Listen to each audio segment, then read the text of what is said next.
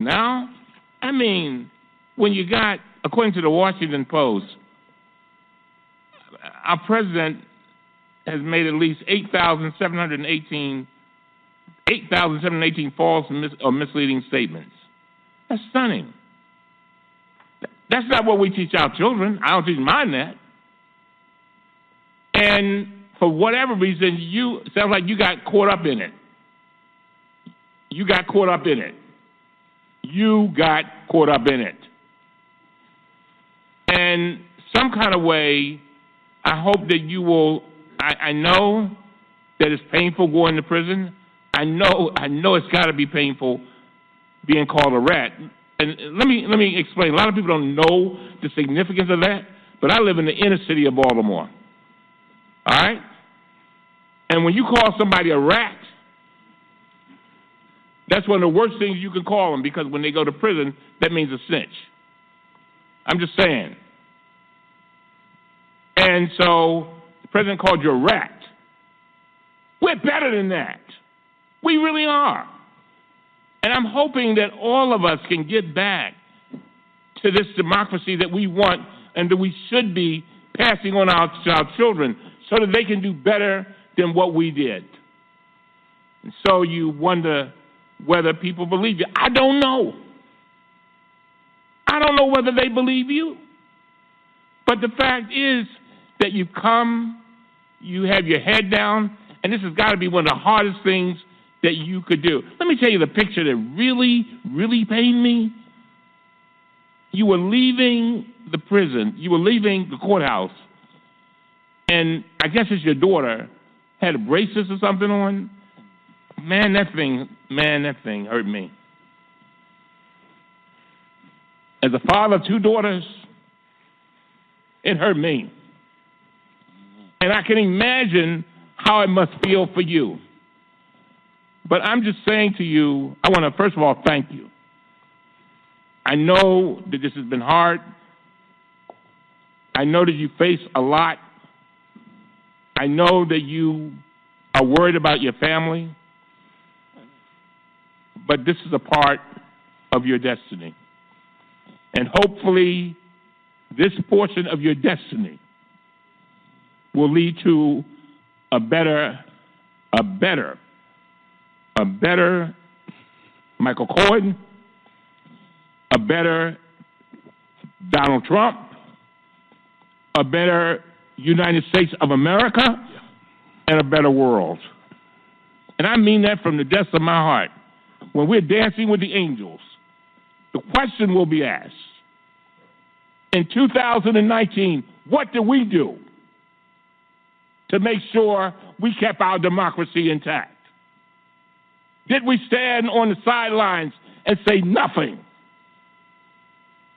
Did we play games? And I'm tired of these statements saying, people come in here and say, oh, this is the first hearing. It is not the first hearing. The first hearing was with regard to prescription drugs. Remember, a little girl, a lady sat there, Miss Wortham, her daughter died because she could not get $333 a month in insulin.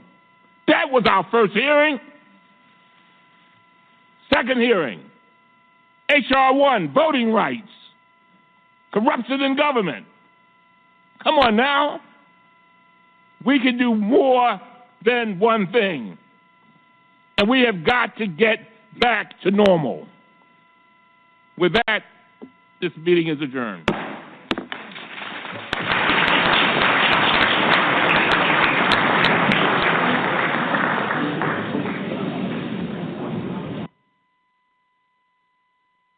I'm going to make a short statement. I probably won't answer any questions. I'm tired.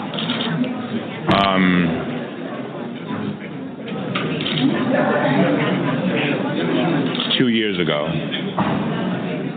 I said that when Hillary Clinton and Donald Trump were running against each other, I said that this is not about Hillary and this is not about Donald Trump.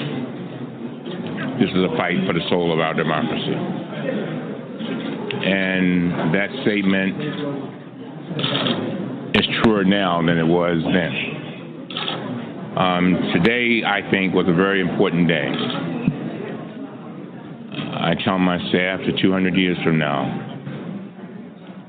people will be reading about this moment. And so I will say to you, the press, get it right. We have a situation where we have strayed so far away from normal in our country. And we've got to get back to center. And I think today was at least an opportunity to do that. A lot of people, we got a lot of criticism, as you could hear, about Michael Cohen coming before our committee. But just think about what we're dealing with. We have Rosenstein, who said that it's quite possible that the American people will never see the report or just about anything that comes out of Mueller's investigation. And I think the American people in the last election were crying out. Even the people who love the president, even the ones who believe he's doing a great job, said that we want accountability. We want accountability. And I think, and therefore they elected Democrats in some districts that were Trump districts, quite a few of them. And so today, as I said earlier, you know, what has happened over the last 2 years is that there has not been any accountability. None. Couldn't get a subpoena, couldn't get a hearing, couldn't get witnesses, and all we're trying to do was do our job. The Constitution is abundantly clear.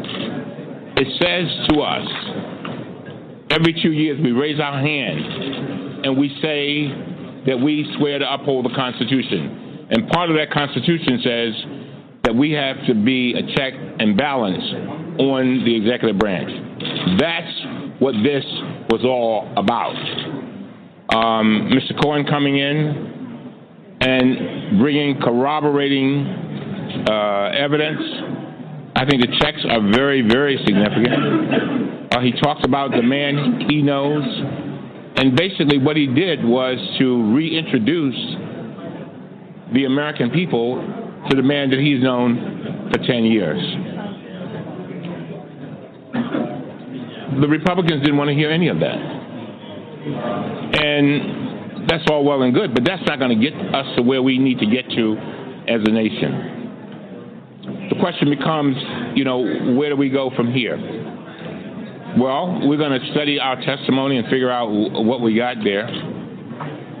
We've got transcribed interviews of some people that we're going to be looking at. We have not gotten the kind of cooperation that I would want from White House counsel with regard to documents that we need. But again, we're going to follow up on this testimony. And if you ask me exactly where we're going, I can't tell you exactly the areas we'll go in. But we will do things in a very methodical way, a very careful way. Because the thing that I emphasize to the members of our committee is that we must be a committee with integrity. I want to be effective and efficient in everything we do. And in order to be effective and efficient, one of the things you got to do is you got to reclaim civility. That's one of the things that I was trying to do in there. Two, we've got to make sure that we get information. When we have an uncooperative executive branch, basically who does not want us to get information, and then they tell all of you all, by the way, they want to suppress you all. I mean, how do you even make a government accountable?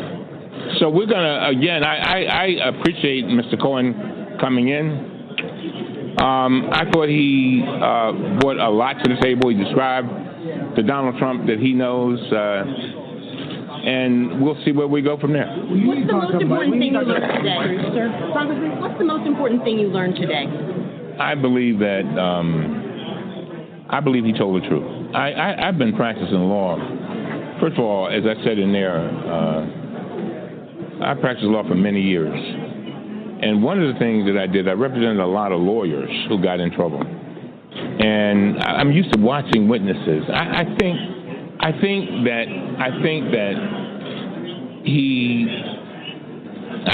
he, first of all, I think he's a light bulb went off in his head, I guess. And he said, you know what, I'm going the wrong way. And I want to change things. I want to reverse things. And I think he's remorseful. And a lot of people said, the reason why he's coming in is because he just wants to get his sentence reduced. I think that's not likely. But the fact is, I don't want you to miss this. And he agreed with me, because I told him, if you come in here and you lie, and these were my exact words, I will nail you to the cross. And I meant that. Because we can't keep going on this lie and lie and lie. We'll never get to any kind of sense of normalcy. But to answer your question, yeah, I believe him. Mr. Chairman, what do you Alan think? Weisselberg, Donald Trump Jr., in order to investigate the hush money payments, Weisselberg, Donald Trump Jr., do you need to talk to them? We probably will. But and that's a very good question. There are certain areas we've got to be careful with because special counsel, Southern District of New York, and others have basically said that there are things that they are looking into. There are a number of areas that we couldn't even get into and didn't get into that they're looking into. This is, I think that there are still a number of shoes to drop. I think there's more. I don't know what it is, but I can tell you that we work very closly with special counsel to try to make sure that we did not interfere with the investigation. One more time. One more thing. Wait a minute, hold on. I have a bad cold. No problem. Do you believe... I want to be clear, and I don't know whether you missed this. I said that I would rather have no hearing than to have a hearing that interfered with Mueller. No, I'd rather not have it because I think Mueller is doing very, very important work. But the press, come on, guys and ladies. One of the things we got to get back to, we still have a situation where folks are messing with our elections. And we've done very little about it. I mean, this was an attack on our system of government, our democracy. I mean, this is serious. And so there's a lot that's going to come out of this. There are things that other committees will learn from this. I just talked to Adam Schiff a few minutes ago, just before I came over here. And there are a number of things that he's going to be able to use from our hearing for his hearing. But we've got about 5 committees that are looking at different aspects of the Trump administration. But again, and don't get it twisted. We are doing. I've said it from the very beginning that we're going down 2 paths in this committee.